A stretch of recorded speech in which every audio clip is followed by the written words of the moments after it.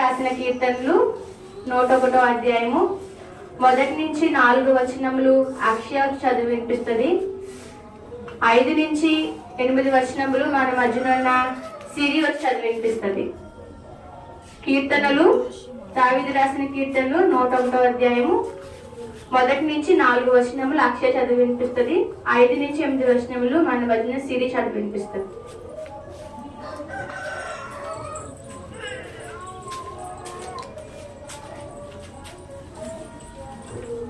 నేను నీ కృపను గూర్చి న్యాయమును గూర్చి పాడెదను. యెహోవా నిన్ను కీర్తించెదను. నిర్దోష మార్గమున వివేకముతో ప్రవర్తించెదను. నీవు ఎప్పుడు నా యొద్దకు వచ్చెదవు? నా ఎంట యథార్థ హృదయముతో నడుచుకొనెదను. నా కన్నుల ఎదుట నేను ఏ దుష్కార్యమును ఉంచుకొనను. భక్తి మార్గము తొలగిన వారి క్రియలు నాకు అసహ్యములు. అవి నాకు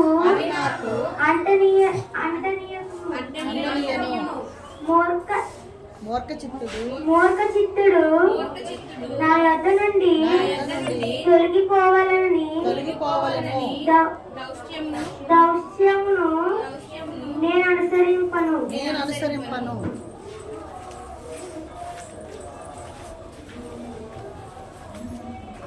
సిరి ఇంకా జరగమల అది సెంటర్కి రండి.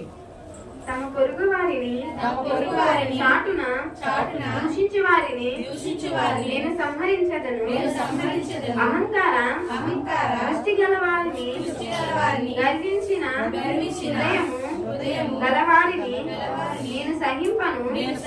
నా యొద్ద నివసించినట్లు దేశములో నమ్మకస్తులైన వారిని నేను కనిపెట్టుచున్నాను. నిర్దోష మార్గమందు నడిచివారు నాకు పరిచారకులగుదురు. మోసము చేయువాడు నా ఇంట నివసింపరాదు. అబద్ధములాడువాడు నా కన్నుల ఎదుట నిలువడు. యెహోవా పట్టణములో నుండి పాపం చేయువారందరిని నిర్మూలనం చేయుటకై దేశమందలి భక్తిహీనులందరినీ ప్రతి ఉదయమున నేను సంహరించదను.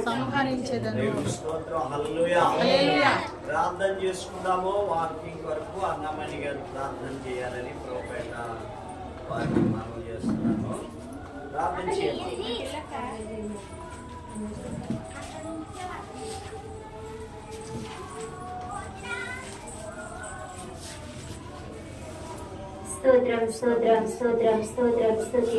స్తోత్రం నాయన. ప్రేమమైన నీకు స్తోత్రములు తండ్రి. దయమైన నీకు వందనాలు ప్రభువా. నా తండ్రి మమ్మల్ని అందరినీ తండ్రి నీ రెక్కల పాటు భద్రపరుచుకుని యేసయ్యా నీకు వందనాలు స్తోత్రములు తండ్రి. స్తుతులు యేసయ్యా నా ప్రభువా. నా తండ్రి అయ్యగారు వాక్యం చెప్పుచుండగా నా తండ్రి వాక్యం తండ్రి మేము భద్రపరుచుకునే తండ్రి అందరికీ దయచేన ప్రభువా. నీకు వందనాలయ్యా నీకు స్తోత్రములు తండ్రి. నీకు స్తుతులు యేసయ్యా నా తండ్రి. నా తండ్రి వాక్యం విడిచిపెట్టుకుంటాను తండ్రి మేము భద్రపరుచుకునే తండ్రి దయచేయమని ఈ చిన్న ప్రార్థనని పాదతని చేర్చుకోమని యేసు నామములో అడుగుచున్నాం తండ్రి. ఆమేన్.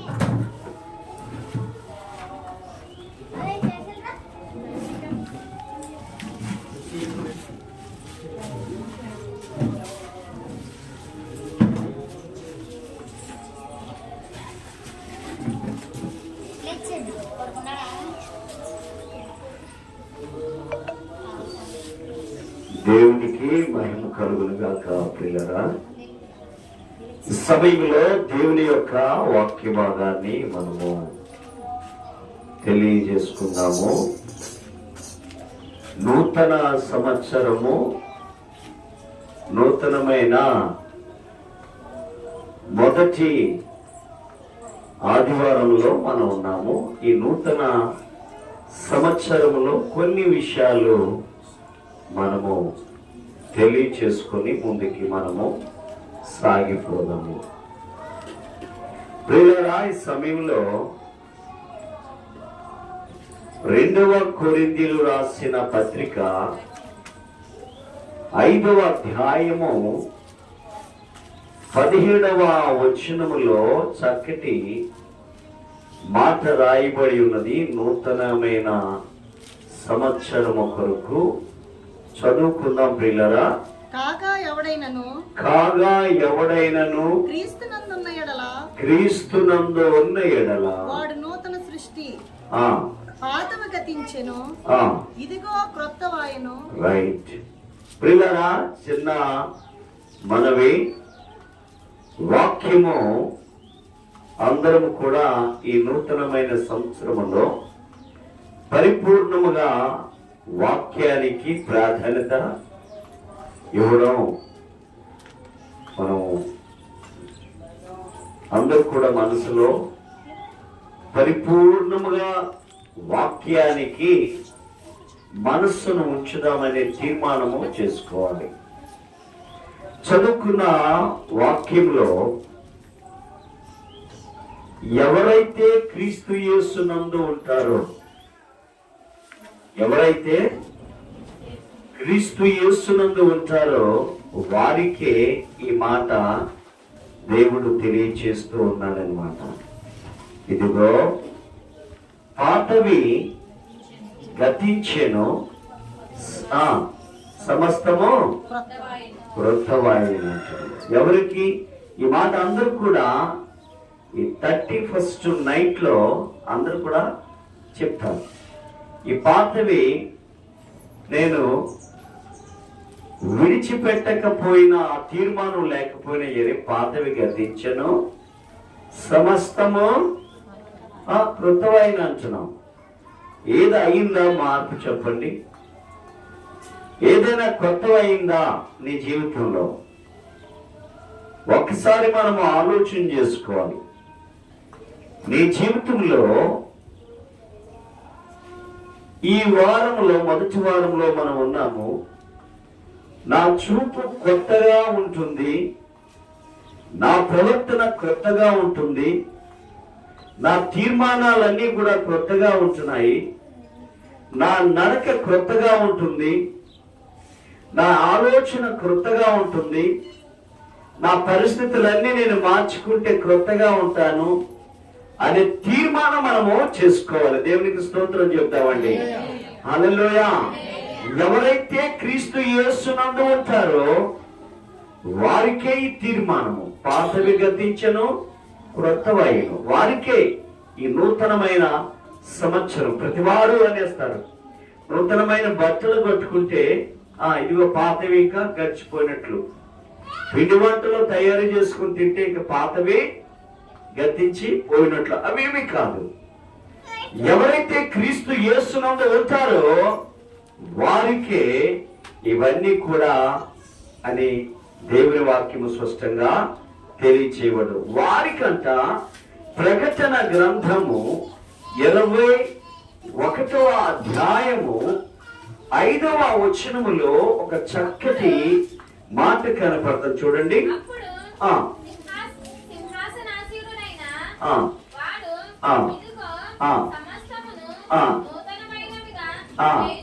ఇక్కడ ఆగండి. సింహాసనాసీనుడైన దేవాతి దేవుడు అంటున్నాడు. ఏమంటున్నాడు? ఎవరైతే క్రీస్తు యేసునందు ఉంటున్నారో వారికి పరిశుద్ధాత్మ దేవుడు ఆ సింహాసనం మీద ఉండి ఈ మాట సెలవిస్తున్నాడు, సమస్తము నూతనమైనవిగా చేయుచున్నాను అంటున్నాడు. దేవుని స్తోత్రం చెప్తామండి. హల్లెలూయా. పరిశుద్ధాత్మ దేవుడు మనకి సెలవిస్తున్నాడు. ఎవరైతే యేసు క్రీస్తు ప్రభువు యందు ఉంటున్నారో వారికి వాక్యం అంటున్నాడు, సమస్తము నూతనమైనవిగా నేను చేస్తాను అంటున్నాడు. ఎవరికి? క్రీస్తు యేసునందు ఎవరైతే ఉంటారో వారికే ఈ వాక్యము తెలియచేయబడుతున్నది. వారికే ఈ వాక్యము. దేవుని స్తోత్రం చెప్తామండి. హల్లెలూయా. రెండవది ఏమంటున్నాడంటే ఎవరైతే దేవుని యందు ఉన్న వారికే ఈ వాక్యం చెప్తున్నాడు. చూద్దాం. హబక్కూకు రాసిన గ్రంథములో 3వ అధ్యాయము 2వ వచనములో ఈ రీతిగా దేవుడు సెలవిస్తున్నాడు. 771వ పేజీలో ఓల్డ్ టెస్టమెంట్ లో మనకి కనపడుతుంది. హబక్కూకు రాసిన గ్రంథము 3వ అధ్యాయము 2వ వచనంలో అంటున్నాడు, సంవత్సరములో జరుగుచుండగా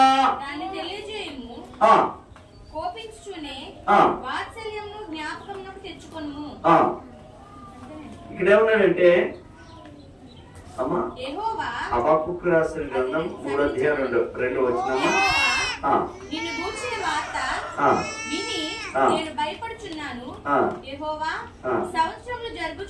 సంవత్సరములు జరుగుచుండగా అదండి. ఎవరైతే యేసుక్రీస్తు ప్రభువుల వారి యందు ఉంటారో సంవత్సరాలు జరుగుతుండగానే కార్యాలన్నీ కూడా నూతనముగా జరిపించుకుంటాము. ఏమన్నా అంతే కదా? మరి ఇదిగో పాతవి గతించినంటే పాతవేమి గతించడం లేదే నీ జీవితంలో? పాతవేమి గతించడం లేదా నీ జీవితంలో?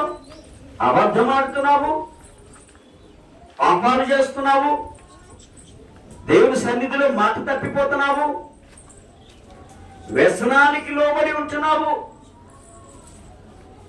చుట్టూ మానడం లేదు, త్రాగుడు మానడం లేదు, వ్యభిచారం మానడం లేదు. ఆ పండుగ పూట అంటున్నాము, ఇదిగో పాతవి గతించెను క్రొత్తవైన అంటున్నాడు. ఎవరికి? క్రీస్తు యేసునందు ఉన్న వారికి మాత్రమే ఈ సంవత్సరంలో జరుగుచుండగా నూతనమైన కార్యములు ఆయన చేస్తాడంటే. దేవుని స్తోత్రం, హల్లెలూయా. ఎంత చక్కటి మాట రాయబడి ఉన్నదో ఒక్కసారి మనం ఇక్కడ ఇప్పుడు ఈ రోజు చదువుకున్న కీర్తన భాగంలో ఒక మాట చూద్దామా? మరలా వాక్యంలో వద్దాము. 3వ శరణాన్ని చదవండి.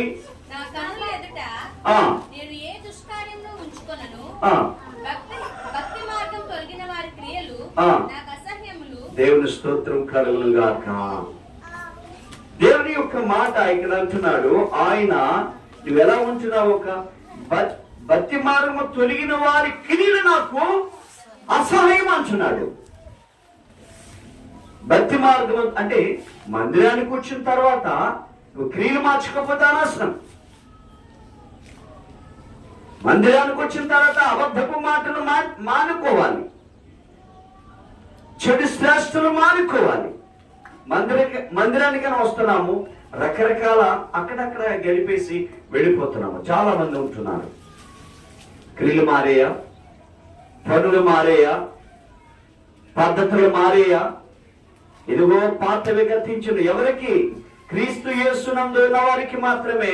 ఇదిగో పాతవి గతించును, సమస్తము క్రొత్తవాయును. నీ సంవత్సరములు జరుగుచుండగా నీలో పరిశుద్ధాత్మ దేవుడు నూతనమైన క్రియలను జరిగిస్తాడట. దేవునికి స్తోత్రం, హల్లెలూయా.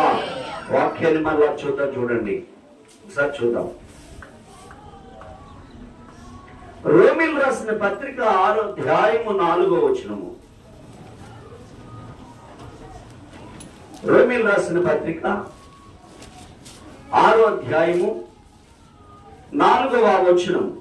కాబట్టి తండ్రి మహిమ వలన క్రీస్తు మృతుల్లో నుండి ఎలాగూ లేపబడెనో అలాగే మనమును నూతన జీవం పొందిన వారమై నడుచుకున్నట్లు మనము బాప్తిస్మం వలన మరణంలో పాలు పొందుటకై ఆయనతో కూడా పాతి పెట్టబడితిమి. దేవుని స్తోత్రం కలుగును గాక. ఇక్కడ ఒక మాట మనకు కనపడుతుంది, నూతనమైన జీవము మాట కనపడుతుందండి. అందులో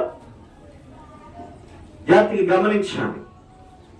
ఎవరైతే యేసు ప్రభుల వారి యందు బాప్తిస్మము పొందుతారో, రక్షణ తీసుకొని మారుమనసు పొంది దేవుని అంగీకరించి బాప్తిస్మము పొందుతారో, వారు పరలోక రాజ్యములో నూతనమైన జీవాన్ని పొందుతాము. దేవుని స్తోత్రం, హల్లెలూయా.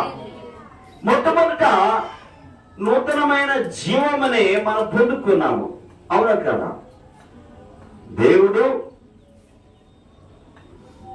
ఏదోని వనములో ఆదాము అవ్వని మొట్టమొదట తయారు చేసినప్పుడు ఆదాము గారిని ఆ ప్రతిమని తన రూపాన్ని ఒక బొమ్మను చేసి మట్టితో ఆ మట్టి బొమ్మకు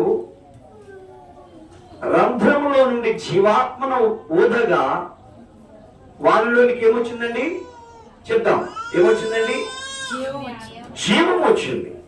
అయితే ఆ జీవానికి మరలా యేసు ప్రభుల వారు శిలువ మీద మరణము ద్వారా వారు పండు తినగా ఆ జీవానికి ఒక మలినము ఏమైందండి? మలినము అంటుకున్నది. దేవుని స్తోత్రం చెప్తామండి. ఆ మలినాన్ని రూపుమాపడానికి, తెల్లగా చేయడానికి, నూతన జీవితాన్ని ఇవ్వడానికి ఆయన ఇక్కడ బాప్తిస్ము ద్వారా మరలా ఏం చేశాడండి? నూతనమైన జీవాన్ని ఆయన ఇవ్వడము జరిగింది. ఆ కలవరి శిలువ ద్వారా ఆయన కలవరి శిలువపై తన ప్రాణాన్ని ప్రభువుకి అప్పగించడం ద్వారా నూతనమైన జీవాన్ని మనము పొందుకుంటున్నామండి. దేవుని స్తోత్రం, హల్లెలూయా. వారికి ఇదిగో పాతవి గతించెను, సమస్తము క్రొత్తవాయెను. ఇక్కడ మరలా మనం చదువుకున్న వాక్యంలో మరో భాగము మనకు కనబడుతుంది. 101వ కీర్తన 6వ శరణములో కూడా ఒక భాగాన్ని మనకి చూద్దాం. చూడండి. నా యొద్ద నివసించినట్లు దేశములో నమ్మకస్తులైన వారిని నేను కనిపెట్టుచున్నాను. ఎవరు కనిపెడుతున్నారండి?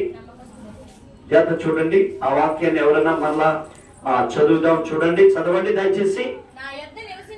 నా యొద్ద నివసించినట్లు దేశములో రైట్. ఏ దేశంలోనా? ఈ దేశంలో నీవు నమ్మకముగా కనపడచ్చు. బయటికి తెల్ల బట్టలు వేసుకొని బయటికి నమ్మకంగా కనపడచ్చు. లేదంటే చర్చిలో ఏదో పనులు చేస్తున్నప్పుడు నమ్మకంగా కనిపించవచ్చు. లేదా దేవునికి ప్రథమ ఫలము ఇవ్వడంలో నమ్మకముగా కనపడవచ్చు. దేవుని యొక్క పరిచారికలో నమ్మకముగా నువ్వు పని చేయొచ్చు. దేవుని యొక్క స్వార్థలో నమ్మకముగా నువ్వు పని చేయొచ్చు. కానీ ఆయన యొక్క మనసులో నువ్వు నమ్మకముగా లేకపోతే ఆయన కనిపెడుతున్నాడు. ఆయన కనిపెట్టేటప్పుడు ఆయనకి నువ్వు కనబడకపోతే నీ జీవితము వ్యర్థమే. నువ్వు నూతనముగా లేవు. ఆయన కనిపెట్టేటప్పుడు నువ్వు కనపడాల. ఆయన కనిపెట్టేటప్పుడు నువ్వు పాపములో ఉంటే ఆయనకి నీ పాపములే ఆయనకి అడ్డుగోడగా ఉంటుంది. కాబట్టి నీవు ఆయనకు కనబడవు. దేని ద్వారా? ఏదో ఒక పాపము చేయడం ద్వారా ఆయనకి నీవు కనిపించవు. దేవుని స్తోత్రం చెప్తామండి. హల్లెలూయా. నా యొద్ద నివసించినట్లు దేశములో నమ్మకస్తుల వారిని నేను కనిపెడుతున్నాను. ప్రియమైన సహోదరి సహోదరుడా, ఈ ఉదయకాల సమయంలో ఆయన యొద్ద నివసించడానికి, ఆయన యొద్ద ఉండడానికి, ఆయన కీర్తించడానికి, వేవేల దూతలతో ఆయన కొనియాడడానికి నీవు నమ్మకముగా జీవిస్తావా? ఇక్కడ ఒకవేళ ఇక్కడ నువ్వు నమ్మకముగా జీవించి దేవుని యొక్క పిలుపు అందుకుంటే ఆ దేశంలో మాత్రము ఎలా ఉంటావండి? నువ్వు దేవదూత స్వరూపాన్ని పొంది వేవేల దూతలతో నిత్యము ఆయన్ని స్తుతించడానికి గొప్ప ధన్యత నీకు దేవుడు అనుగ్రహిస్తాడు. అందరూ చెప్పబడ్డాను ఈ సమయంలో, ఇక్కడే ఉంటున్నాడంటే మరొక మాట, నిర్దోష మార్గమందు నడుచువారు నాకు పరిచారకులగుదురు. ఏ మార్గం అండి? నిర్దోషమైన మార్గంలో నడవాలి. నూతనమైన సంవత్సరంలో ఒక తీర్మానం చేసుకోవాలి. నేను ఏ వారము కూడా నేను మానను అని మన మందిరంలో ఒక బిడ్డ తీర్మానం చేసుకుంటే ఇక మీద నుండి నేను ఏ ఆదివారం కూడా మానను. మొదటి ఆదివారమే మానేశారు. దేవుని స్తోత్రం చెప్తామండి. హల్లెలూయా చెప్తాడు. హల్లెలూయా. అందుకే అంటున్నాడంటే దేవుడు ఓ మాట అంటున్నాడు. యెహెజ్కేలు రాసిన గ్రంథము 36వ అధ్యాయము 26వ వచనములో చక్కటి మాట మనకి కనబడుతుంది. చూద్దామా? యెహెజ్కేలు రాసిన గ్రంథము 36వ అధ్యాయము 26వ వచనం. నూతన హృదయము మీకు ఇచ్చేదను, నూతన స్వభావమును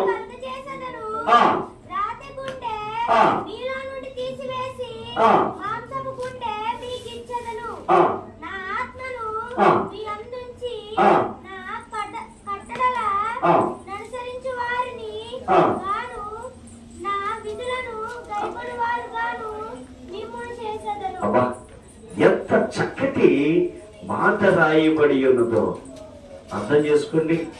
ప్రియమైన సహోదరి సహోదరులారా, అండి, నూతన హృదయము మీకు ఇచ్చేదను. ఏం కావాలండి మనకి? నూతనమైన బట్టలు కాదండి. పిల్లలు ఏం చేస్తారండి? తల్లిదండ్రుల్ని ఈ కొత్త సంవత్సరము పూట నాకు బట్టలు లేవని ఏం చేస్తారండి? ఇటు వినాలి. ఇటు ఏం చేస్తారండి? తల్లిదండ్రుల్ని వారిని వేధిస్తారు, రకరకాలుగా వేధిస్తారు, బట్టలు లేవని. కానీ ఇక్కడ ఏమంటున్నారంటే హృదయము, నూతన హృదయం మీకు ఇచ్చేదను, నూతన స్వభావమును మీకు కలుగు చేసేదను. ఏంటి? నా విధులను గైకొని వారుగాను, నా కట్టడలో గైకొని వారును మిమ్మల్ని చేసేదని అంటున్నాడు. ఎంత చక్కటి మాట రాయబడి ఉన్నది. ఇదంతా కూడా ఎవరికండి? నూతనమైన రక్షణ పొందిన వారికి. అందుకనే 51వ కీర్తన చూద్దాం ఒకసారి. 51వ కీర్తన 12వ శరణం చూడండి ఒకసారి. నీ రక్షణ ఆనందము. అబ్బా చాలండి. మరలా ఇప్పుడు ఏం చేసుకోవాలండి మనం? ఈ నూతనమైన సంవత్సరంలో ఏం చేసుకోవాలి మనం? ఈ నూతనమైన సంవత్సరంలో మనం ఏం చేసుకోవాలంటే ఇటు చూద్దాం, ఇటు విందాం. దయచేసి దేవుని స్తోత్రం చెప్పండి. అందరూ దేవుని స్తోత్రం చెప్దాము. ఒకవేళ ఈ 2023లో ఏదైనా నువ్వు తప్పు చేసినట్లయితే, ఏదైనా నువ్వు మాట తప్పిపోయినట్లయితే, ఏదో ఒక పనిలో తప్పినట్లయితే, తప్పు చేసినట్లయితే, మరి ఇక్కడ ఏమంటున్నాడు? 2024లో దేవుడు మాట మీకు సెలవిస్తున్నాడు. ఏమని సెలవిస్తున్నాడంటే నూతనమైన రక్షణ. ఏమండి అమ్మా, అర్థమైందిరా? 2023వ సంవత్సరంలో ఏదో ఒక తప్పు చేసినట్లయితే, అబద్ధము ద్వారా, చూపు ద్వారా, నడక ద్వారా, మాటల ద్వారా, ప్రవర్తన ద్వారా, ఏదో ఒక విధానము ద్వారా నీవు ఈ 2023వ సంవత్సరంలో తప్పు చేసినట్లయితే, 2024వ సంవత్సరము మొదటి ఆదివారం నుండైనా మరలా ఏమంటున్నది? మరలా చదువుతారా ఒక్కసారి? కీర్తనలు 51వ కీర్తన 12వ శరణాన్ని చదువుదాం. నీ రక్షణ ఆనందము నాకు మరలా పుట్టించుము. దేవుని స్తోత్రం చెప్తామండి. అందుకనే రక్షణ ఆనందం ఎప్పుడు వస్తుందండి? నూతనమైన సంవత్సరములో ఆ 1వ తారీఖుని దేవుని యొక్క సన్నిధిలో మరోసారి మనం తీర్మానం చేసుకోవాలి. ప్రభా, నీ సన్నిధిలో నేను ఉంటాను, నీ సన్నిధిలో నేను కొనియాడతాను, నీ సన్నిధిలో నేను జీవిస్తాను, నీ సన్నిధిలో నేను ఉంటాను, నీ సన్నిధిలోనే ఏదైనా నేను చేస్తాను. ఆ నూతనమైన సంవత్సరంలో నీ సన్నిధిలో ఉంటూ, నీ సన్నిధిలో గడుపుతూ, నీ వాక్యాన్ని భుజిస్తూ, నీ వాక్యము ద్వారా నేను జీవిస్తాను ప్రభా అని దేవుని యందు మనం ఒక తీర్మానము చేసుకోవాలి. దేవుని స్తోత్రం చెప్తామండి. హల్లెలూయా, హల్లెలూయా, హల్లెలూయా. అందుకని మనము మన సంఘాలలో ఈ నూతనమైన సంవత్సరంలో ఏంటండి అప్పుడే ఈ మందిరం ఉంది కాబట్టి, మందిరాల్లో ఉన్నాయి కాబట్టి నూతనమైన సంవత్సరం నాడు మన భోజనాలు ఏర్పాటు చేసుకోవడం, మందిరంలో కొద్దినే గొప్పైన ఆయన భోజనము తినడము చేయడము జరుగుతుంది. ఎందువల్లంటే ఆయన మందిరంలో తిన్న ఆహారము దేవుని యొక్క వాక్యం ఉంది. నేను చూపిస్తాను మరో సబ్జెక్టు, మరో వారాన్ని నేను చూపిస్తాను. ఆ మందిరంలో తిన్నదంట దేవుడు సంతృప్తిగా ఉంటుంది. ఆ సంవత్సరం అంతా కూడా ఎలా ఉంటుందండి? ఆనందకరమైన జీవితాన్ని గడపడానికి కూడా దేవుని యొక్క వాక్యాన్ని మనము దేవుడు మనకి కనిపిస్తుందనమో. సర్లేదు, ఒక వాక్యాన్ని మనము చూసిన తర్వాత మనము ఈ కార్యక్రమాన్ని ప్రభు బలలోనికి వెళ్దాము. దేవుని వాక్యాన్ని చూద్దాం. చూడండి, మిగతాయి వేరే సమయంలో మనము చూద్దాము. సామెతలు రాసిన గ్రంథము 9వ అధ్యాయము 5-6 వచనాల్లో ఆ సంవత్సరం పూట దేవుని మందిరంలో భోజనం కొరకు కొన్ని మాటలు, ఈ మాట చదివిన తర్వాత మరోసారి మనము దీని గురించి చదువు.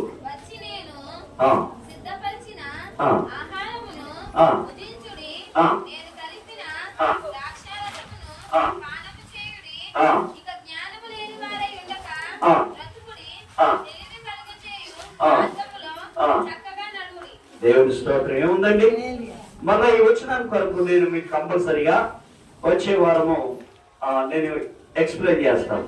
అంటే మందిరంలో ఏముందండి? ఆయన పెట్టే భోజనంలో ఏముందండి? జీవం ఉందంట.